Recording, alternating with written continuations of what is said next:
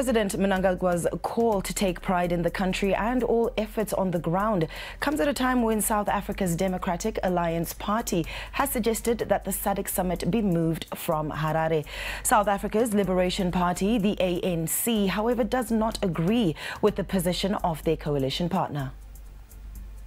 We are now joined by Zim Paper's group political editor Ranga Mataire to discuss events in the past days.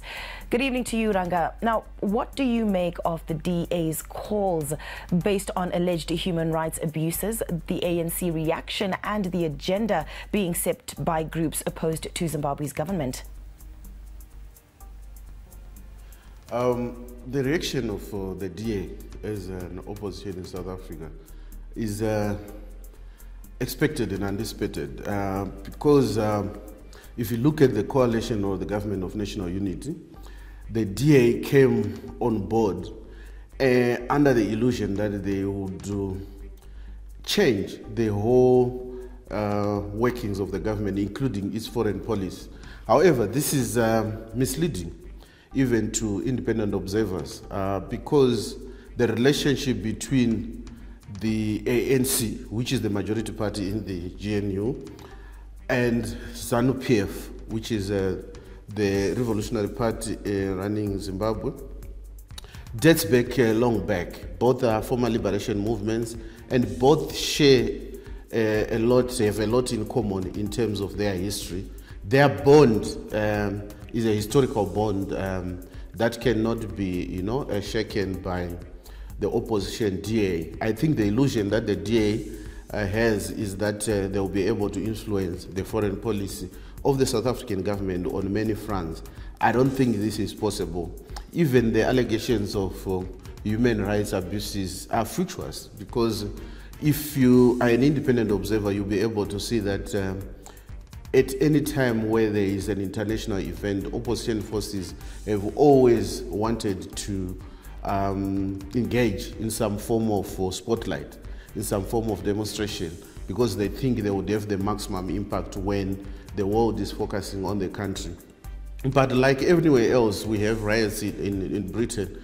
The law always takes its effect, and in this case, I think the country's security was on top of the situation. And I think Zimbabwe must be, allowed to exercise its jurisdiction in how it governs itself with all of the DA's aspersions. Right. Now, what is your take on the recent successful SADC industrialization weekend? Does it speak to the country's ability to host bigger events? In terms of the just ended industrialization week, I think it speaks to a lot of things. It speaks to the enthusiasm and the interest that the region has in wanting to invest and seeing what opportunities are available in the country. You are aware that before the advent of the Second Republic, for some time, especially after the imposition of sanctions, Zimbabwe has been ostracized by those that imposed sanctions. Zimbabwe, to a certain extent, was isolated. But now with the coming of the Second Republic, there seems to be enthusiasm globally and even regional by private players who want to see what opportunities they can get in Zimbabwe in terms of investment. So it speaks to the good standing that the country has now in terms of its profile outside the country and in the region. Two, yes, it speaks to its capacity to be able to host a huge summit of the nature of the 44th SADC Heads of State and Government Summit.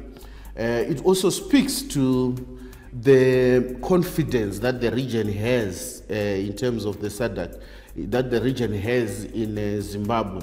But you are aware that this is not the first time that Zimbabwe has hosted such a summit. The last one that we hosted is almost 10 years ago in Victoria Falls, where Zimbabwe also assumed the chairmanship of SADC, and where Zimbabwe introduced the issue of industrialization, which has become a common feature and a theme of SADC.